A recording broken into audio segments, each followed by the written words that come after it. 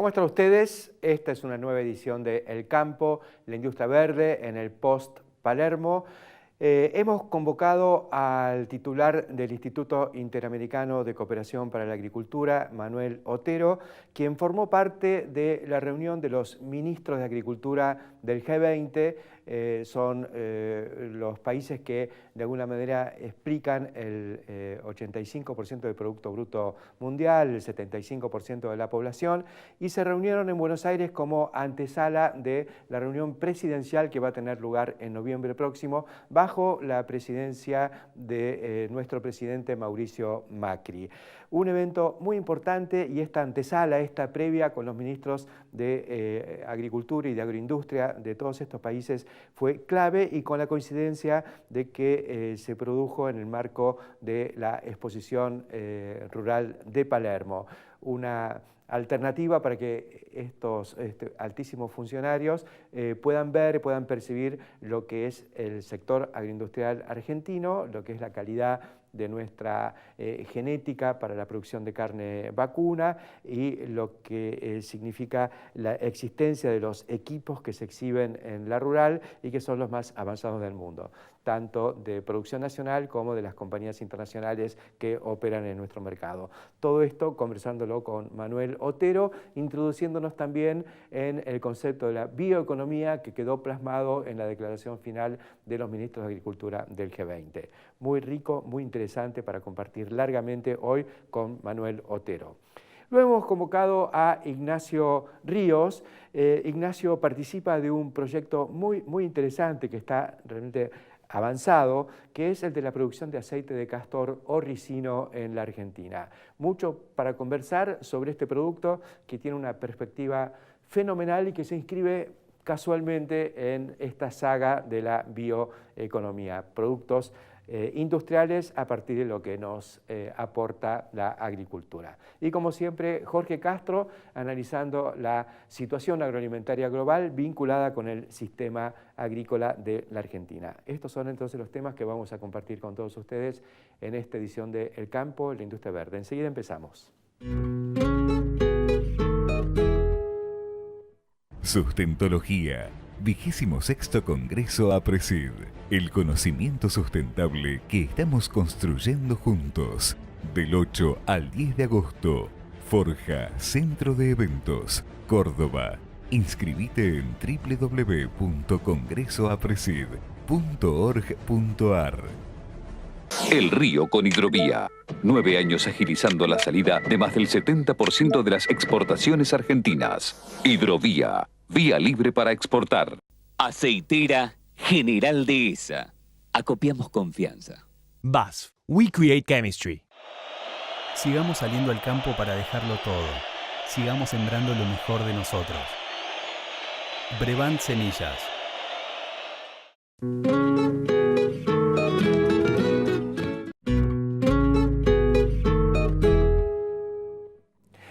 Terminó la rural y en simultánea se produjo este gran acontecimiento que por ahí quedó un poquito subsumido, que es la reunión de los ministros de Agricultura del G20, el grupo de los 20 países que representan un poco el 85% del PBI mundial. Y nos pareció interesante convocar aquí al campo de la industria verde a Manuel Otero, que es el titular del Instituto Interamericano de Cooperación para la Agricultura, quien fue parte de este proceso de los ministros de Agricultura del G20 en la Argentina, y también con la oportunidad de que ellos vean un poco lo que es el sistema de la producción agroalimentaria argentina. ¿Qué tal, Manuel? Gracias por acompañarnos. Un gusto, Héctor. Bueno, ¿cómo viviste toda esta situación tan inédita, ¿no? Donde en el marco de lo que va a ser la reunión de los presidentes del G20 en noviembre próximo, se hace esta previa vinculada al sector agrícola, que es lo que también te involucra? Yo celebro que Argentina sea caja de resonancia de todos los temas de la agenda mundial, sí, y estoy convencido que la agricultura, a través de la seguridad alimentaria, de la sostenibilidad ambiental del planeta, depende de nuestro continente. Entonces, como director general de una institución de ámbito continental, pero que tiene que mirar al mundo, me parece que estamos ante una hora importantísima para asumir el rol que nos cabe, y creo que esta reunión del G20 fue un poco para llamar la atención sobre nuestra responsabilidad, a mi juicio, histórica. Por un lado, el G20 nombra a Macri como presidente por esta etapa, y dentro de eso, no sé cómo se gestó, pero el hecho de que se haga esta reunión previa de los ministros de Agricultura para tomar estos ejes que vos estás planteando y que coincida con la mayor manifestación, digamos, del campo en una ciudad como es la exposición rural, ha sido algo más con la coincidencia. Sí, yo creo que Argentina en ese sentido tiene que asumir la importancia sobre todo de su sector agropecuario, transmitirlo al continente y decirle al mundo de que este es un sector que puede y que debe dar mucho, no solo para la economía, sino para la calidad de vida de nuestros países. Entonces, para mí es fundamental que juguemos de locales en estas cosas, entendiendo que hay un partido mucho más grande a nivel internacional, así que creo que son acontecimientos que no debemos dejar pasar. Tampoco es un acontecimiento que se deba dejar pasar el hecho de que creo que hay solamente un organismo internacional de relieve, ¿no es cierto?, en el que hay un argentino hoy al frente, y este es el ICA. ¿Desde cuándo estás en esta posición? Asumí el pasado 16 de enero, cumplí ya los primeros 6 meses, y lo que te quiero decir es que estoy motivado, comprometido, entusiasmado. Estoy convencido que los organismos internacionales atraviesan todos un proceso de transición, y entonces hay que cambiar, hay que hacer reformas, hay que dejar de lado aquella cooperación más romántica, más idealista. Ahora hay que trabajar mucho en las articulaciones público-privadas. Yo hablo, insisto, siempre en el ICA Puente. Tenemos que acercar al sector empresariado, con los investigadores, a todos los actores del ecosistema de la cooperación técnica para la agricultura. En eso ando y le voy a poner muchas ganas al tema. Contanos qué es el ICA. El ICA es el Instituto Interamericano de Cooperación para la Agricultura, creado hace 76 años, es más antiguo que la FAO, que la OEA, pero no hay que vivir de esos pergaminos. Yo creí que había sido un organismo dentro de la OEA. En realidad, cuando el ICA fue creado, creo que estaba la Fundación Panamericana. Ajá. La OEA se formalizó su creación unos pocos años después. Tiene un mandato histórico que es contribuir al bienestar rural de todas las familias que habitan nuestro continente. Creo que ese mandato es válido, pero de todas maneras tenemos que repensar mucho la nueva visión, y yo estoy convencido que el ICA tiene que ser la gran plataforma de gestión del conocimiento y de la innovación, para que, movilizando todos los recursos humanos e institucionales que ya tenemos en nuestro continente, hagamos la transformación profunda de la agricultura y el medio rural. Digamos que por ahí en sus orígenes, y en buena medida esa impronta queda grabada, era un instrumento más bien para la mejora de la vida de la familia rural, el campesinado pobre. Correcto. Y demás, el minifundio y toda esa problemática. Pero me da la impresión de que de pronto se descubre que con lo que ha sido el fenomenal desarrollo tecnológico de América en general y de Sudamérica en particular en los últimos 30 años, ahora aparece una oportunidad para hacer mucho más desde ese instrumento. Así es, yo insisto que hay que dejar de mirar el vaso medio vacío, esto es, ese discurso campesinista, en donde la pobreza rural se perpetúa a sí mismo. Yo creo que hay que cortar eso, y ver las zonas rurales como zonas de oportunidades, de progreso, generadoras de valor agregado, y en ese sentido me parece que la bioeconomía nos abre una oportunidad realmente interesantísima, y por eso quiero empujar con mucha fuerza desde el ICA este tema. Es un paradigma y un concepto de la bioeconomía lo suficientemente fuerte como para que le dediquemos un poquito más de tiempo, pero lo vamos a hacer en un segundo bloque. Perfecto. En esto me gustaría, para completar un poco esta semblanza de lo que es el ICA, saber quién es quien está al frente del ICA. ¿Quién es Manuel Otero? Manuel Otero es un argentino que se crió en Avellaneda, que como tenía un padre cardiólogo, decidí huir por la tangente y hacerme veterinario, un veterinario que soñaba con trabajar mucho en los temas de genética y reproducción, pero después las vueltas de la vida me fueron llevando haciendo una maestría en un gran centro agronómico tropical de investigación y enseñanza que está en Costa Rica. Ahí conocí la existencia del ICA. Después, con el tiempo, fui agregado agrícola del gobierno argentino en Washington, y siempre al estar familiarizado con los temas agrícolas internacionales, el Farm Bill, la política comunitaria, tuve la suerte de ingresar al ICA, hice una carrera de 27 años y hoy, gracias al apoyo de los países y del gobierno argentino especialmente, estoy al frente de esta institución. ¿Siempre en Costa Rica o has estado como miembro del ICA en otros países? También en otros países, estuve 8 años en Uruguay, estuve en 2 oportunidades en Brasil, un país que realmente quiero y admiro mucho, estuve viviendo en Perú y, como ya dije antes, viví en Estados Unidos. Sí.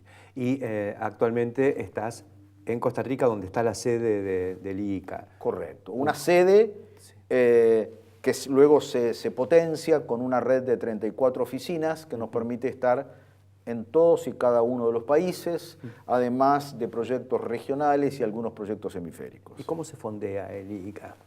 Se fondea con aportes de los países, desde un socio mayoritario que es los Estados Unidos, a países que hacen aportes menores, como algunos países caribeños, o por citar el caso de Haití también. Todo eso genera una masa de recursos que el ICA tiene que utilizar de manera muy sabia para no quedar ese dinero atrapado en la burocracia y que el dinero vaya efectivamente a las actividades genuinamente productivas. Por eso estoy haciendo un análisis muy profundo de procesos, reduciendo los costos, las actividades que para mí no son genuinamente de cooperación técnica, para que el dinero llegue a los países, llegue a las regiones y tener más impacto en las acciones de cooperación técnica. Se hace esta reunión del G20 y vos de alguna manera has tenido tu participación, has estado mezclándote con los ministros de todos los países, instalando un poco el concepto de lo que puede hacer el ICA, pero de pronto aparece en la declaración final de este encuentro de los ministros de Agricultura del G20 una mención muy explícita a esto de la bioeconomía, razón por la cual creo que tenemos que desglosar un poquito, ver cuál es tu visión al respecto. Lo hacemos cuando volvamos después del corte, enseguida regresamos.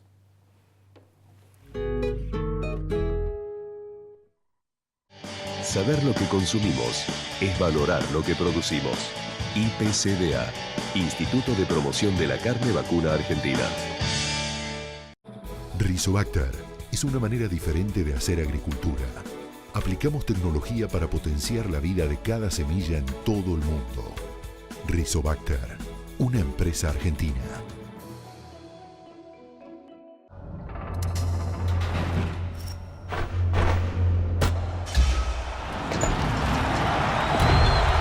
Salí a la cancha con el mejor equipo. Con la compra de productos seleccionados ganas premios instantáneos y participás del sorteo de camisetas y pelotas oficiales. Stihl es pasión y calidad al mejor precio.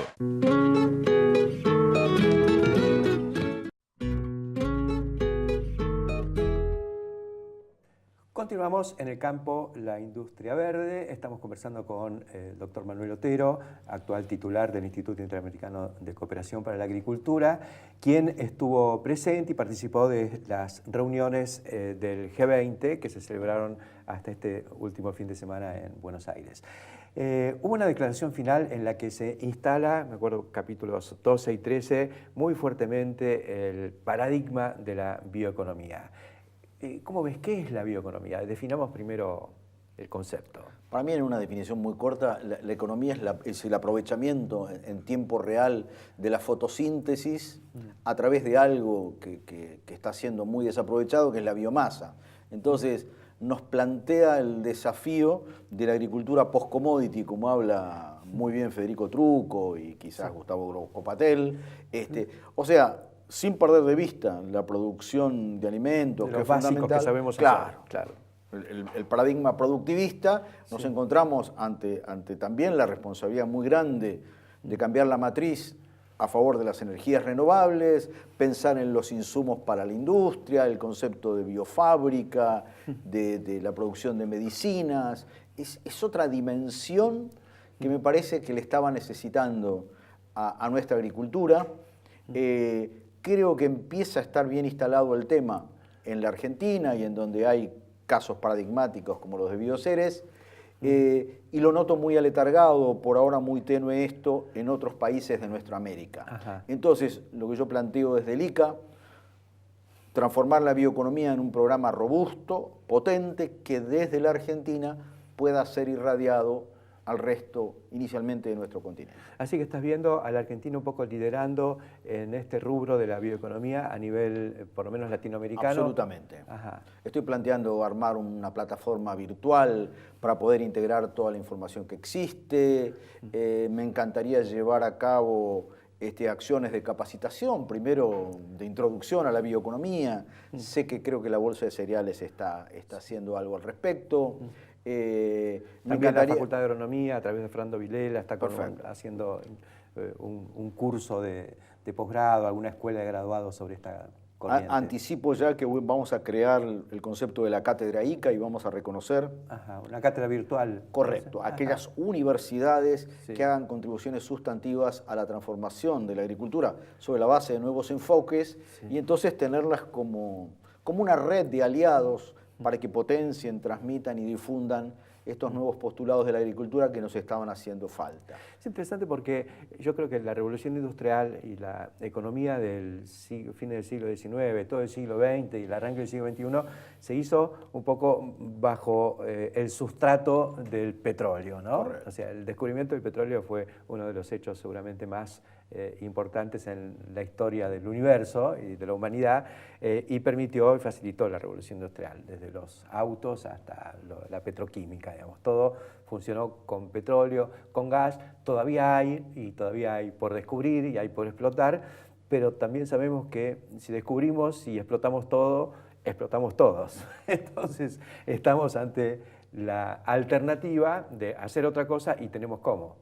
Es una alternativa sana, es una alternativa que encaja dentro del enfoque de la economía circular, una economía que está a favor de la naturaleza, para disminuir la incidencia de la intervención del hombre en el uso de los recursos naturales. Y entonces me parece que es un concepto que no es una moda, que llegó para quedarse, y desde la agricultura tenemos que aprovechar, y desde las instituciones como el ICA, el potencial que encierra el concepto de la bioeconomía. En ese sentido, la declaración de los ministros de Agricultura del G20 creo que es bastante explícita, ¿no? Porque es prudente también y no carga demasiado las tintas sobre este potencial como lo hacemos a lo mejor nosotros, que somos muy enfáticos. Pero el G20 lo instala y en 2 puntos habla fuertemente de esto, ¿no? De las posibilidades y la necesidad de desarrollar la bioeconomía. Sí, yo creo que hace un planteo firme, pero al mismo tiempo mesurado. Sí. No dice que es la octava maravilla, que nos va a salvar a todos, pero me parece que lo define y lo caracteriza bien y es una declaración política muy fuerte. Sobre todo de cara a la reunión de noviembre, digamos. Dentro de 3 meses van a estar los presidentes de todo el mundo conversando aquí en Buenos Aires y es inevitable que este documento forme parte de la agenda que van a debatir los presidentes del G20. Por supuesto, y desde el ICA además nos comprometemos a tratar de amplificar y de distribuir toda esta declaración tan poderosa en otros foros. Claro. Concretamente nosotros el año que viene vamos a tener nuestra reunión de ministros de Agricultura y seguramente el tema de la bioeconomía va a ser uno de los temas sustantivos a desarrollar. Ahora, voy más allá, Manuel, y decíamos que bueno, uno puede ser enfático pero no irse de mambo, déjame pensar un poquito, pero si la gran cuenca fotosintética sudamericana, y parezco Enrique Seminario hablando de esto, que es quien más ha conceptualizado la cuestión, no hay otro lugar en el mundo, digamos, puede haber partes de África, pero con otros problemas y otros tiempos, pero hoy la cuenca fotosintética sudamericana tiene un potencial global. Correcto. Eso para la producción de alimentos en general, pero también para la producción de la nueva saga de productos de la bioeconomía. Por lo tanto, el ICA debiera quizá poner foco en una irradiación de todo este conocimiento que se va a ir acumulando. Sí, ese es el compromiso que yo asumo a partir de ahora. Hace una semana en un órgano decisorio del ICA quedó totalmente respaldado el tema de la bioeconomía, así que he tenido algunas conversaciones con las autoridades del Ministerio de Agroindustria para comprometerme a que desde Argentina potenciemos todo este tema de la bioeconomía. Nuestra América tropical es un gigante dormido. Seguro. Hago excepción de Brasil, que ha tenido algunos avances realmente muy importantes, y el tema de la bioeconomía que empieza a hablarse en algunas universidades, incluso en Embrapa, pero en general el tema está siendo planteado tenuemente y es un gran avión que empieza a carretear la pista. Creo que Argentina está con alguna ventaja y es hora que sumemos esfuerzos y que lo planteemos con mucha más firmeza. Bueno, acá tenemos un pequeño bastión desde el cual vamos a ir fogoneando toda esta nueva historia que me parece fascinante e interminable. Ya tenemos productos muy claros, incluso algunos productos de origen industrial. En Brasil se está haciendo polietileno a partir del etanol de la caña de azúcar. Correcto. Y lo hace Braskem, y los pañales de Hush Puppies o de alguna de los envases de Tetra Pak de Brasil, el polietileno que tienen es un polietileno verde que viene de la caña de azúcar. O sea que hay productos en el mercado y da la impresión de que todavía no hemos recorrido ni la cabeza del alfiler, ¿no? Así es. Tenemos además que sistematizar todas esas experiencias realmente exitosas, difundirlas para demostrar que sí se puede y que el cambio en buena medida pasa por ahí. Muchísimas gracias por acompañarnos hoy en el campo de la industria verde, Manuel Otero, y nosotros enseguida continuamos.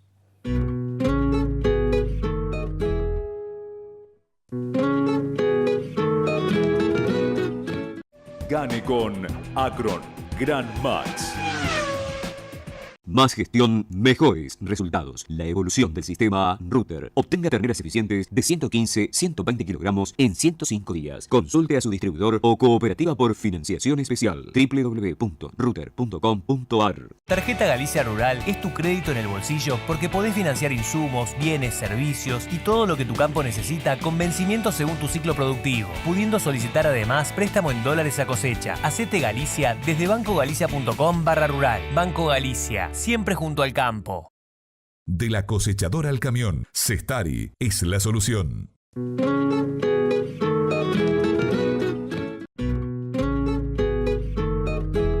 Continuamos en el campo, la industria verde, y recién hablábamos con Manuel Otero de la bioeconomía y las posibilidades que se dan. Y justo nos cae un tema que hace tiempo que queríamos compartir con ustedes, que es el de un emprendimiento para producir algo que todavía no está en la Argentina disponible, que en el mundo ha tenido sus arranques, pero que a mi juicio tiene un enorme potencial. Me refiero al aceite de castor. Estamos con Ignacio Ríos, quien está formando parte de un proyecto ya muy avanzado para meter la producción de ricino o aceite de castor en nuestro país. ¿Qué tal, Ignacio? Buen día, ¿cómo estás? Muy bien, gracias. Bueno, contanos qué es lo que están haciendo. Primero, ¿qué es el aceite de castor? ¿Qué es el ricino? El ricino es una especie, es una planta, en definitiva, que hoy en día se produce principalmente en India y en parte en Brasil. Es un cultivo perenne, normalmente, donde se realiza hoy en día la producción en economía en pequeños minifundios en India de 1 hectárea aproximadamente, en una economía familiar. Allá son latifundios. Sí, 1 hectárea. 1 hectárea es un montón, pero son economías familiares donde producen algún cultivo de alimento o producen ricino. Sí. Dejan crecer la planta va alargando sus racimos, cada racimo tiene una serie de granos, nosotros llamamos cápsulas, cada cápsula tiene 3 granos. Ellos los cortan a mano, los llevan, los secan, lo trillan a mano y luego lo venden en el mercado local, donde luego las industrias de crushing terminan produciendo el aceite. Ajá. En Brasil lo realizan de una manera muy similar, lo producen en economías muy pequeñas en la zona de Bahía, es una economía de especialidad, te diría. Tradicional, digamos, de Muy Bahía. tradicional, sí. De la zona de Bahía, donde tiene una cultura muy especial, muy ligada al ricino hace ya varias décadas, y no se produce en ningún otro lugar del mundo. Luego este aceite se exporta, a ver, de la extracción uno obtiene la torta y obtiene el aceite. El aceite es lo que tiene alto valor comercial, la torta en general se quema o se utiliza para fertilizantes, porque tiene una toxina que no deja que la torta se utilice para alimentos como es la de soja. Y el aceite luego tiene diversos usos industriales principalmente, puede ser en cosméticos, en lubricantes, pero el uso principal que tiene es en polímeros. Cuando decimos de polímeros estamos hablando principalmente de plásticos y de plásticos verdes. Entonces, si bien... justo lo que hablábamos... Exacto, está muy ligado con lo que venías hablando. Si bien es muy precaria la producción agrícola, existen industrias químicas principalmente que han trabajado mucho en innovación y obtienen de este aceite un polímero que se llama P11, a través del cual producen plásticos verdes para usos muy específicos. Por hablarte, en la industria del deporte se utiliza mucho para fabricar esquíes, por ejemplo, o se utiliza para la fabricación de botines. ¿Y qué característica tiene? ¿Por qué es plástico P11? Mira, es muy liviano, además de tener un origen verde, es un plástico que es muy liviano y tiene excelentes características dimensionales. Sobre todo, no absorbe mucha agua. Eso hace que el plástico mantenga sus características en algunos ambientes donde les es adverso. Por eso te digo que los botines es importante que sean livianos y que no te cambie el peso en un campo. El barro. Correcto. Y es un producto que está siendo cada vez más demandado en la industria final. Y nosotros, ¿qué es lo que hicimos? Nos asociamos con una empresa de innovación del estilo de Bioceres, te diría, que se llama EvoFuel, que es parte de Bojin, que es una empresa israelí muy grande de innovación genética, donde ellos ya habían empezado a trabajar en colectar todas estas variedades de ricino que se encontraban a lo largo del mundo y empezar a hacer cruzamientos para mejorar las variedades y obtener un cultivo de ricino que sea escalable. ¿Por qué? Porque hoy en día el ricino en India crece al tamaño de un árbol y hace imposible su cosecha mecanizada. Entonces es impensable que las variedades que hoy tienen en India puedan llevarlas a Brasil o Argentina. Es el proceso que se hizo con la domesticación, digamos, moderna de todas las especies. Correcto. Al maíz hubo que uniformizarlo de modo tal de poder cosecharlo mecánicamente, que se entregue todo junto. Correcto. Pasó con todos los cultivos. ¿Cómo ha sido el proceso hasta ahora? Esta empresa israelí EvoFuel tuvo 5 años de investigación en laboratorio, donde empezaron a cruzar las variedades hasta obtener variedades más pequeñas, más finas, para que pudiese ser cosechable mecánicamente, en definitiva, y altamente productivas.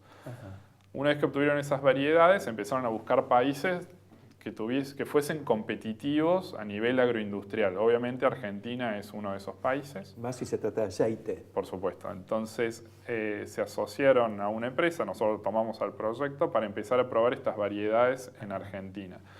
Es un proceso largo todo lo que sea de innovación genética. Entonces estamos hablando de 5 años en laboratorio, llevamos 3 años de prueba para ver cuáles son las variedades que se adaptaban mejor a Argentina. Se probó en Salta, se probó en Chaco, se probó en zona núcleo en Santa Fe. Y después, una vez que elegimos las variedades que mejor se adaptaban para Argentina, pasamos a la tercera etapa, la etapa previa a la etapa comercial, que es, una vez que tenemos las variedades, empezar a probar las prácticas de escala, es decir, a sembrar con las sembradoras que tenemos en la zona, a pulverizar con agroquímicos que existen en la zona y a cosechar mecánicamente como lo haríamos en escala. Fueron 3 años para elegir las variedades y ya llevamos 3 años en este proceso de prueba de escala. De mecanización. De mecanización. Estamos muy avanzados, nos falta 1 año más de prueba, que sería la campaña próxima. Esto es cosecha gruesa. Estamos principalmente en la zona de Santiago del Estero y de Chaco.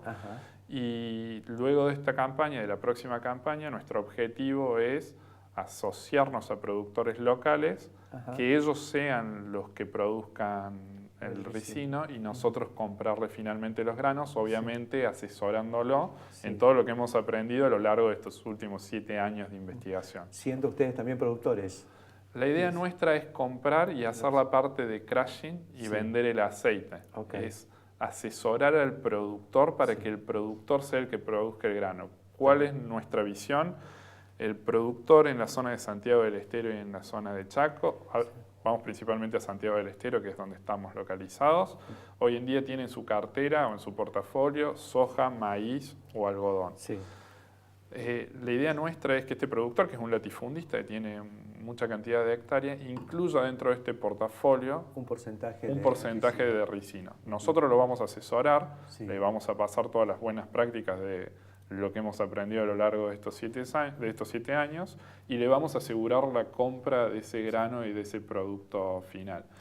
¿Cuál es la ventaja que tiene para el productor? Que este cultivo tiene una resistencia mayor a la falta de agua. A ver, estamos en zonas, en general es un cultivo que está en zonas semiáridas, entonces resiste mejor que una soja o que un maíz una falta de agua. Sí, nos pasó este año... Ciclo primavera-estival, digamos. Sí, es cosecha gruesa. Es cosecha gruesa. Nos ha pasado este año que lo hemos visto al cultivo al lado de una soja o un maíz, justo este año que ha sido muy seco, y en zonas donde los otros cultivos se ha perdido, el cultivo de ricino ha dado un rinde. Y eso también por ser perenne seguramente tiene la posibilidad de explorar un poco más profundamente. Correcto. Buscar agua de algún lado. Si en la ventana, un maíz, si en la ventana que precisa lluvia no te llueve, chau.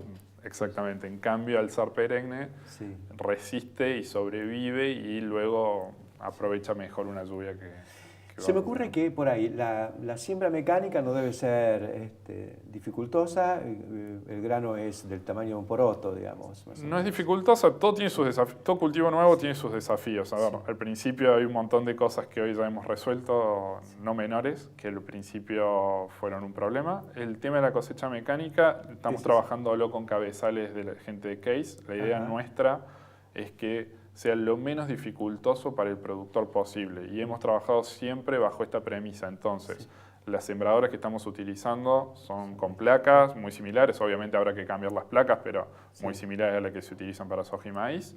Usamos exactamente los mismos mosquitos que se utilizan. Obviamente que las dosis de agroquímicos son específicas del cultivo. Y la idea nuestra es que en cosecha tratemos de dar la menor cantidad de dolores de cabeza posible. Entonces, la premisa que tenemos en este momento es utilizar una cosechadora Case o alguna similar que ya existe en el mercado con un cabezal específico para ricino, que es justamente lo que estamos probando en esta etapa de prueba que hemos venido probando y que cada año vamos mejorando para que, para una vez lanzado al productor, el productor ya tenga un producto validado. Como lo vemos nosotros, a ver, si bien nosotros queremos comprar el grano, queremos que sea un producto donde haya el menor riesgo posible para el productor, algo que ya esté lo suficientemente maduro para que el productor no se arriesgue con este cultivo más allá del riesgo natural de la agricultura. Correcto. Pero sobre todo si tenés la plantación, después es todo cuestión de cuidarla y cosechar. Es mucho monitoreo, pero a ver, no te estoy contando nada nuevo, es hacer un buen barbecho, como en el resto de los cultivos, ir monitoreando, no dejar que las malezas crezcan por encima del cultivo, pero no tiene mucha más ciencia de lo que tiene hoy una soja. Y me imagino que una de las cuestiones muy delicadas en productos así especiales que incluso se cosechan a mano y demás, como los arándanos, es que son productos delicados donde la presencia o la vista, ¿no es cierto?, en góndola es una condición fundamental, digamos, tiene que tener la capa de cera y demás. Acá pareciera que es todo, como es un producto que va a industria, es todo un poco más a granel. Por supuesto, es más parecido más a una mecánico, digamos. Sí, es un producto industrial, es más parecido a una soja y a un maíz que lo que va a ser a un producto final de los que estás hablando. Parece sumamente interesante, por eso cuando me enteré un poco de esto, quisimos enseguida convocarte e ir anticipando que se viene el aceite de castor en la Argentina. Gracias por acompañarnos, Ignacio Ríos, y mucho éxito con esto. Los vamos a seguir paso a paso. Te agradezco mucho la invitación. Enseguida continuamos.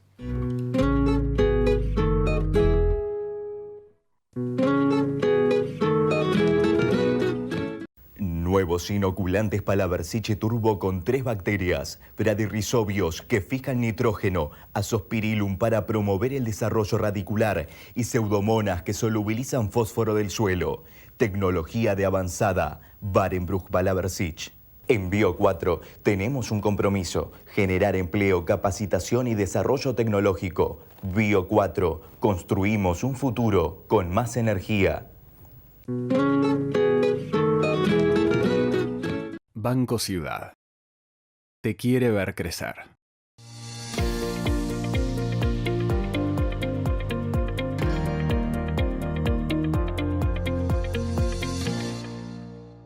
Profértil.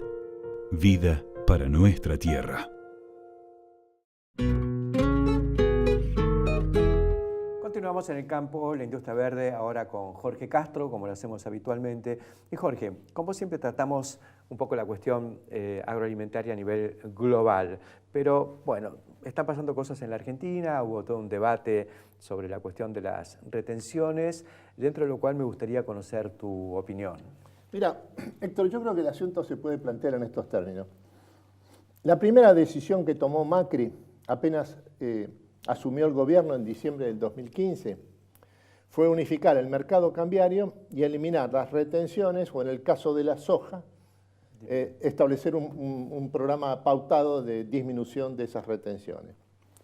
Esta fue una decisión fundamental. El objetivo de esta decisión fue impulsar el pleno despliegue del sector productivo de la Argentina de mayor capacidad potencial de presentarse en el sistema internacional, que es la producción agroalimentaria. Sí, claro. El resultado fue fenomenal.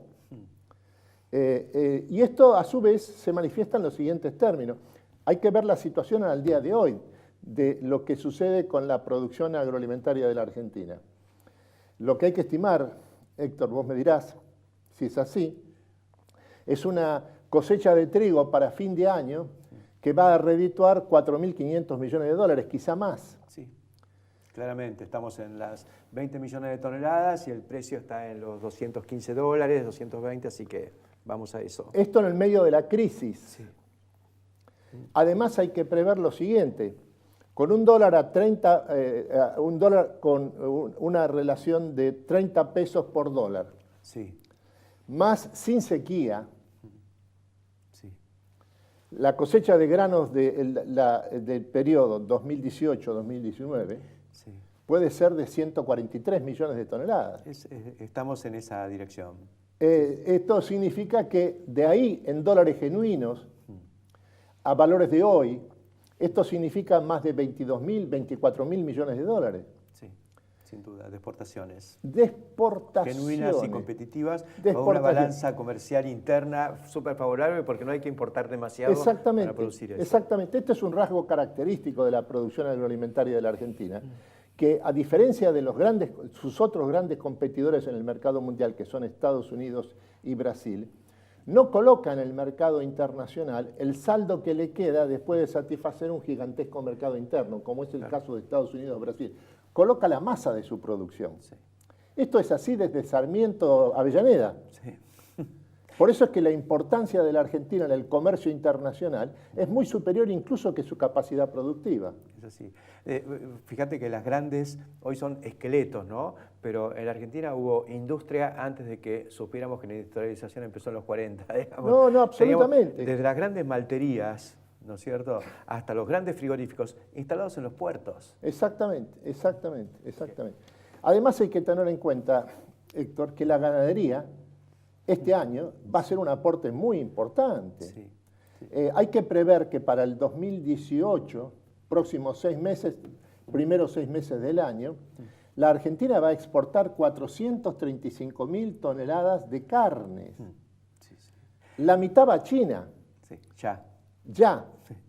Lo que esto significa es que la Argentina, a partir de ahora, comienza a disputar con Australia la primacía de las exportaciones de carnes al mercado chino, que es el mayor mercado del mundo. ¿Y China seguirá siendo demandante de carnes? Porque hasta ahora lo que nos compraba son los insumos básicos para producirla. Ahora, acá hay el segundo punto que me gustaría señalar en este sentido, Héctor, es que la Academia de Ciencias de China acaba de publicar un estudio sobre las consecuencias de la transición dietaria, el vuelco masivo de su población al consumo de proteínas cárnicas en la República Popular, y sostiene como tesis básica que en un periodo de los próximos 30 años la transición dietaria en China es absolutamente insustentable. Ajá. La razón es, algunos de los casos que da son los siguientes, Héctor. Si se mantiene la tendencia actual a las importaciones de soja y de maíz que necesita China para sustentar la alimentación de su población animal y por lo tanto afrontar el significado pleno de la transición dietaria de su población, lo que significa que en el 2050 China importaría soja y maíz, que equivale a la totalidad del comercio internacional de soja y maíz del año actual. El resto del mundo... El resto del mundo no está. Que espere, claro. Que no está. Esto no es Lester Brown. Sí. Esta es la Academia de Ciencias China. ¿Te acordás cuando hablábamos de Lester Brown en China? Nos querían matar. No, sin embargo, hoy lo está diciendo la Academia. Pero esto es porque hay que tomar en cuenta de que China, la República Popular, tiene una visión ante todo estratégica de su ubicación en el mundo y de sus perspectivas mundiales. Esto significa que para ella el largo plazo es absolutamente esencial, porque no es lo que viene después, sino que es lo esencial del presente. Qué notable. Entonces, el punto que hay que tomar en cuenta es que la previsión que están haciendo ellos a partir de este momento es de que en los próximos 30 años la producción de carnes de China, la importación de soja y de maíz de China del resto del mundo, es insustentable en términos globales, porque va a provocar una crisis en el sistema agroalimentario mundial de envergadura muy difícil de dimensionar en relación a las graves crisis que hemos ya tenido con anterioridad. Viéndolo desde el otro ángulo es que van a importar todo lo que haya y no les va a alcanzar. Exactamente. Hace el otro ejercicio que hace la Academia de Ciencias de la República Popular es el siguiente. Dice, supongamos que basamos la totalidad de la producción de carnes que necesita China para alimentar a su población a los niveles que ésta le exige, exclusivamente sobre la producción doméstica de soja y de maíz. En ese caso, dice, en el 2050, el 90% del territorio chino estaría en manos de la producción agroalimentaria, lo que significa que habría que revertir el proceso de urbanización, porque todo lo que se refiere al agua y a la tierra estaría dedicado necesariamente a la producción de soja y maíz, lo cual claramente no es viable. Entonces, acá lo que está ocurriendo es que esta tendencia de fondo del sistema mundial, que es lo que sucede con la producción de carnes y con la alimentación en términos de carne de la población china, y lo que hay que ubicar dentro de esto la situación de la Argentina, sobre todo en lo que se refiere a su producción agroalimentaria. Seguro. En este sentido es que toda la discusión sobre las retenciones en la Argentina deja de lado que el sector agroalimentario es el sector más productivo, de mayor nivel de productividad, de mayor competitividad internacional que tiene la Argentina, y por eso está en el interés nacional de la Argentina, no el de un sector determinado, por ejemplo, el campo, el sector agroalimentario, el agro argentino, no por eso está en el interés nacional de la Argentina desplegar todo el potencial productivo extraordinario que tiene su sector agroalimentario. Fantástico, porque un poco la idea es que ellos van a tener que modificar algo de sus pautas culturales, pero no van a poder frenar esta tendencia a la absorción de cuanta proteína animal haya en el mundo. Hay una sola cosa que se puede deducir en forma clarísima de esta tendencia de largo plazo de la producción agroalimentaria china y de la transición dietaria en la República Popular, es que va a depender cada vez más del único hemisferio, del único continente superavitario en la producción de agroalimentos del mundo, que es el hemisferio americano. Lo que significa, en otros términos, en el norte, Estados Unidos y Canadá, en el sur, Brasil y la Argentina. Por eso fue muy oportuno tenerlo hoy a Manuel Otero conversando con nosotros del ICA. Gracias por estos comentarios tan aleccionadores y, no sé, cargados de futuro, como lo que venís planteando semana a semana. Gracias por estar acá y nosotros enseguida continuamos. Snack Crops, Sociedad Anónima, líder mundial en la comercialización de especialidades con fuertes raíces en Argentina, lo invita a sembrar maíz pisingallo y girasol confitería para sus mercados en más de 60 países. Contáctenos al 011 5246 1901. Vía mail a sergio.casas@snackcrops.com o bien visítenos en nuestra planta industrial ubicada en Pehuajó, provincia de Buenos Aires. Los productores que buscan crecer de manera sustentable confían en los que más saben de nutrición animal. Provimi, Cargill Animal Nutrition. Juntos en el camino de tu crecimiento. 0810-222-5463. Renatre se moderniza. Desde el 1 de marzo, nueva libreta de trabajo rural. Solicitala a través de internet en forma sencilla y segura. Ingresá en portal.renatre.org.ar o en www.renatre.org.ar. Renatre. Derechos y obligaciones para el campo que hacemos todos. Haga bolsa los problemas de la cosecha. Y Pesa Silo. En Bolsa Más. Con 90 años de experiencia, Cestari es sinónimo de tolvas en Argentina y el mundo. De la cosechadora al camión, Cestari es la solución.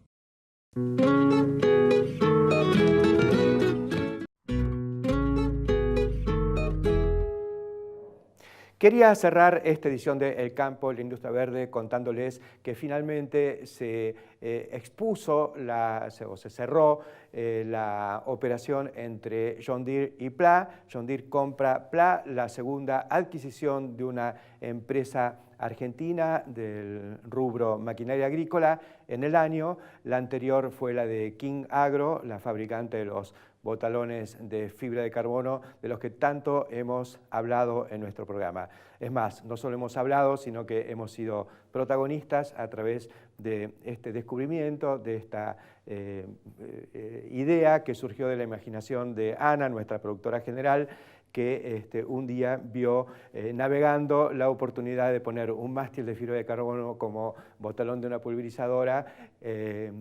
Fue a ver a los fabricantes de este mástil. Al principio costó convencerlos, pero después entendieron la idea, se metieron y hoy, bueno, le han vendido a John Deere.